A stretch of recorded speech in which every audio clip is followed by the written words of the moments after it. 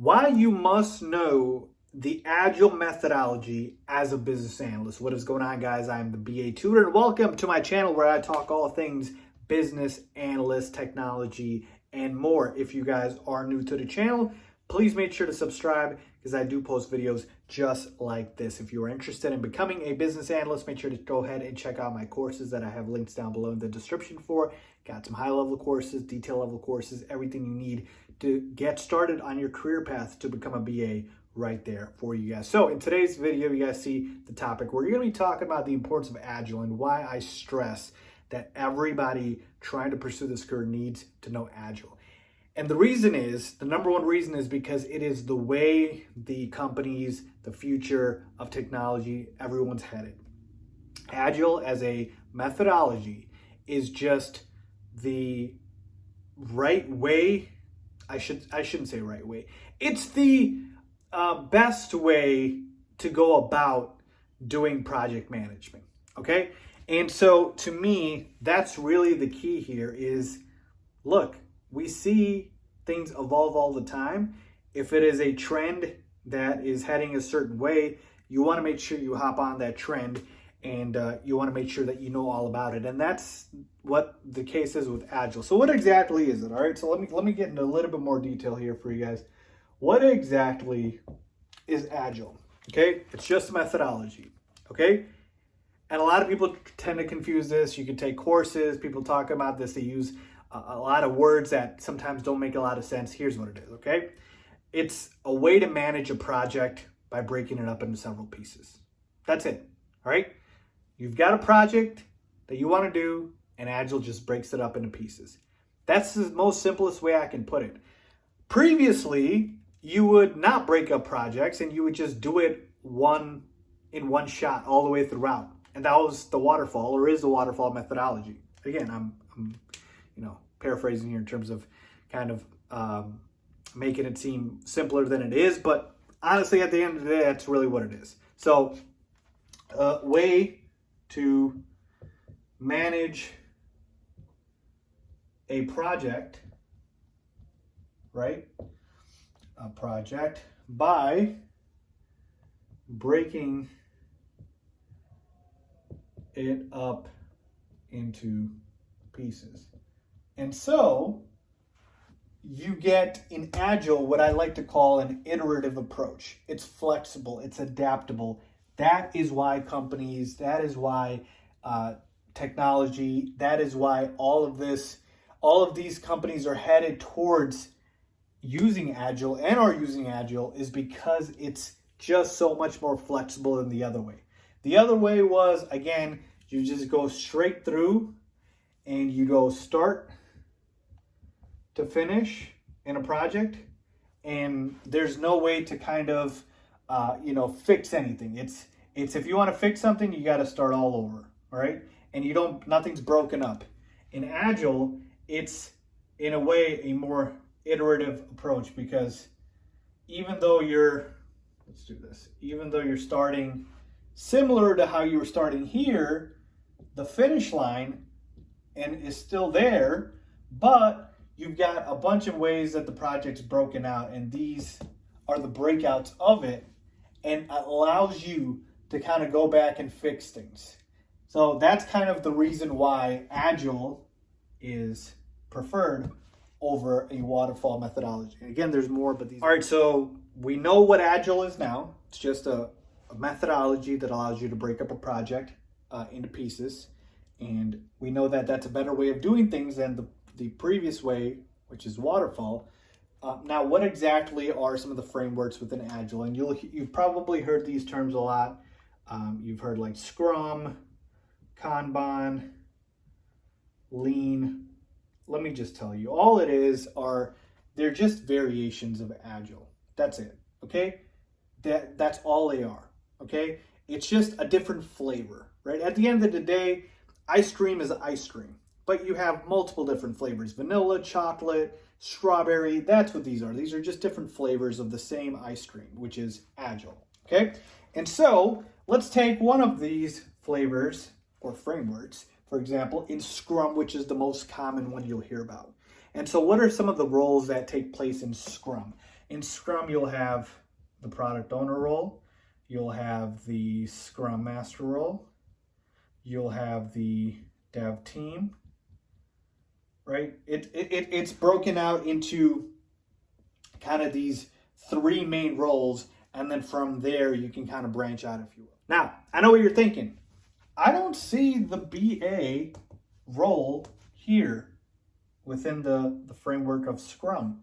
Well, technically there isn't a BA role, but keep in mind the skill set of the BA role still is valuable enough that a BA could technically play, I would say, one of these two roles. They could be a product owner or play kind of the skill set of, as well as a Scrum Master. And sometimes you also have it where the business analyst can sit on the development team. Now, what exactly are these roles? Let me explain it to you, okay, very simply. The product owner, okay, what is the product owner? The product owner is the person who is essentially responsible for prioritizing the work, okay? So they talk to the stakeholder, right? You've got the stakeholder, which I will basically say that's the business, right? The business, they want to get something done for the company, and they reach out to the product owner from the IT department, right here. The product owner and the business will talk to each other, and the product owner understands what the business is trying to do.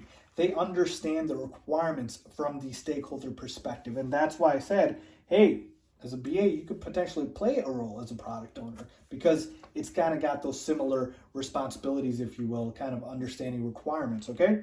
And so the product owner will then prioritize, hey, based off of the requirements from the stakeholders, I know that this is the most important work we need to work on. And when I'm saying this, I'm kind of essentially saying it in a way I'm talking to the team, and the team is the Scrum Master and the dev team, but really the dev team. Okay, so that's what the product owner does. They talk to the stakeholder and they understand the priorities and they prioritize the backlog. They prioritize and decide what is going to be the most important work to work on. Scrum Master, they're just facilitating, not just facilitating. They have a lot of responsibilities, but essentially the role is to facilitate and run the meetings. I would compare this to a project manager type of role, where you're going ahead and you're running the Scrum meetings, you're asking people for updates, you're removing roadblocks, you're connecting people, setting up meetings. A lot of that administrative burden falls on the Scrum Master. They help keep everything smooth, right? They keep things running. And so it's a very, very important role as a Scrum Master, and that's something as well you can play potentially as a BA. Finally, the dev team. The dev team are the developers. They're the coders. They're the ones who are going to go ahead and input the code for the software, and you could have multiple people in this dev team. You could have the product designers, you could have the testers, UAT, UX, etc., etc. So it's not just the developers, it's going to be the testers, QA, UAT, and like I said, UX, UI, if you will. So all of those things kind of play a part in the dev team. That's essentially what the dev. All right, let's put it all together here. So we've got a project where for your company, which is a healthcare IT company, they want to make changes to their application that they utilize their X, Y, and Z, whatever the case is. They want to make some changes to a screen. And when I say they, I'm talking about the business, the stakeholders at that company. So they have their requirements that they have for what changes they're requesting, right? For whatever the case may be, they want to make the experience better for the customer. They want to optimize things.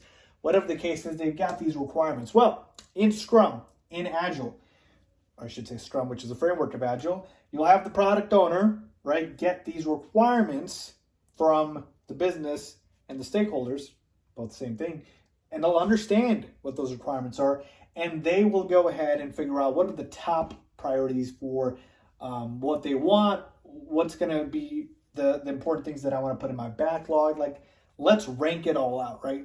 Like, you can't just say you want to make these changes to a screen. What are the top changes, right? Let's rank it. Let's do it in order. There's got to be a way to do it.